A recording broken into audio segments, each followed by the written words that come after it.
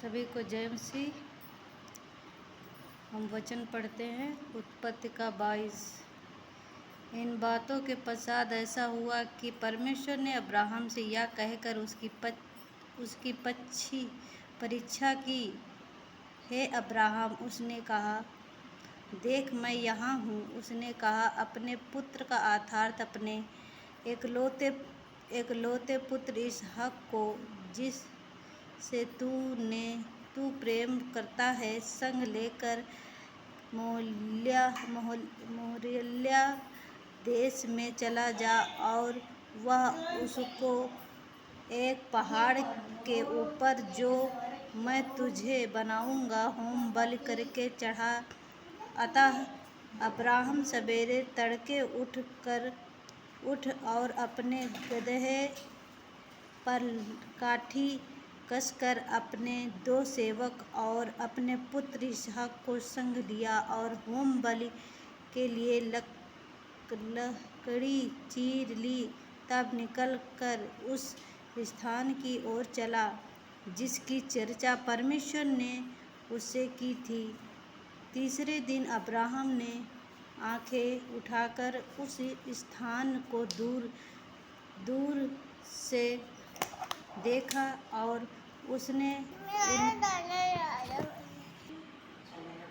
उठकर उस स्थान को दूर से देखा और उसने अपने सेवकों से कहा, गदहे के पास यहीं ठहर रहो, या लड़का और मैं वहाँ तक जाकर और दंडवत करके फिर तुम्हारे पास लौट आएंगे।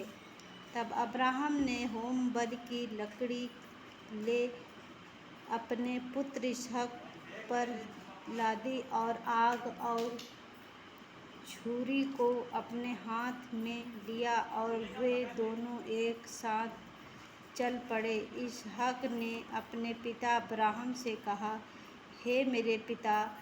उसने कहा, हे मेरे पुत्र, क्या बात? उसने कहा, देख, आग और लकड़ी तो है, पर होम बलि के लिए भेड़ कहाँ है?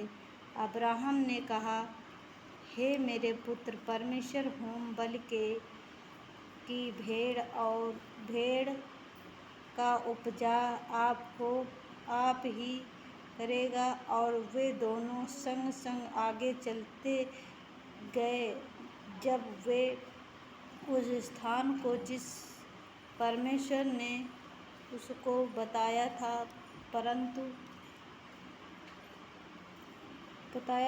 पहुँचे, तब अब्राहम ने वह वेदी बनाकर लकड़ी को चुन कर रखा, अपने पुत्र इसहाक को बांधकर वेदी पर ही लकड़ी के ऊपर रख दिया।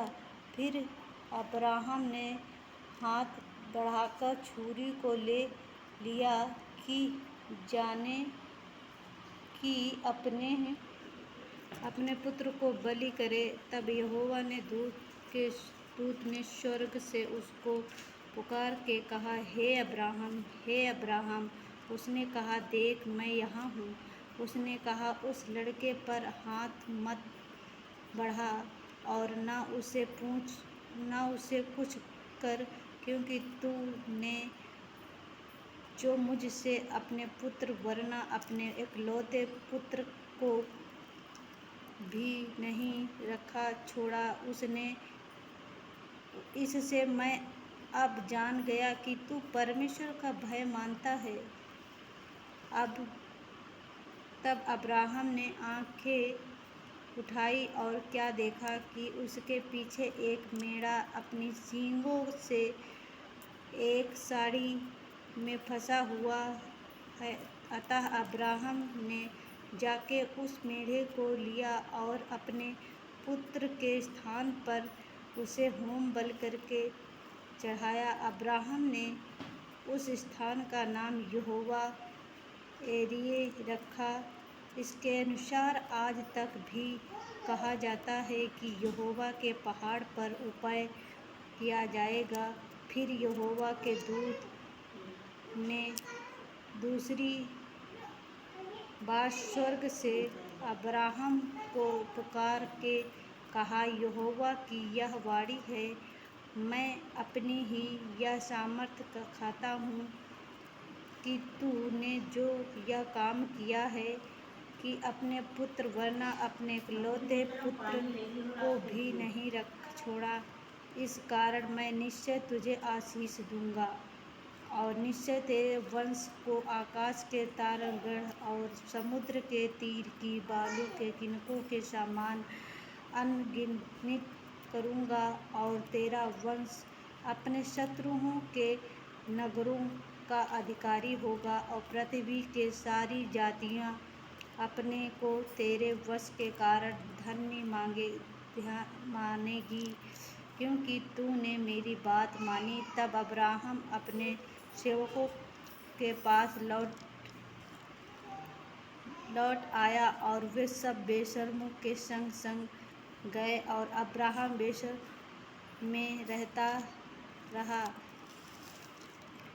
इन बातों के पश्चात ऐसा हुआ कि अब्राहम यह संदेश मिल के तेरे भाई नहरों के संतान उत्पन्न हुए, मिल्का के पुत्र तो ये हुए अर्थात जिसका उसका जेठा ऊस और उसका भाई बाजू और कबूयल जो आराम का